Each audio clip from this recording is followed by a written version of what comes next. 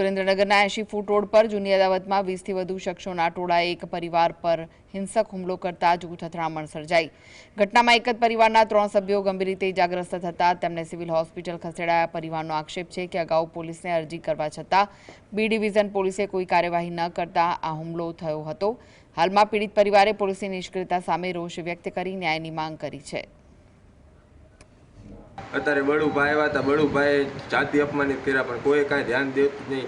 3 અરજી થઈ ગઈ, મારા ઘરે પ્રોટેક્શન મેકવામાં આવ્યું પણ કોઈ કાંઈ ધ્યાન નથી દેતું। ઓલામને પકડતું નથી, કાંઈ નહીં, ખુલ્લે આમ રખડતા હોય। મારી ઉપર ધોકાવાળી કર્યો ને મારા પપ્પા ઉપર ધારિયા માર્યા માથામાં।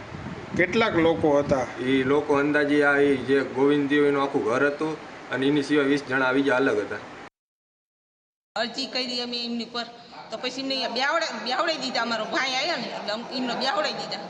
એમને બેવડાઈ દીધા પછી હતી એમને ઓલું કરવું જોઈએ ને તો છોડી શું કામ દીધા? એમને છોડી દીધા, સીધામાં ઘરે આવ્યા, લપ કરી અને મારા ઘરવાળા 2 છોકરાને માર્યા, બધાને હુમલો કર્યો મારી।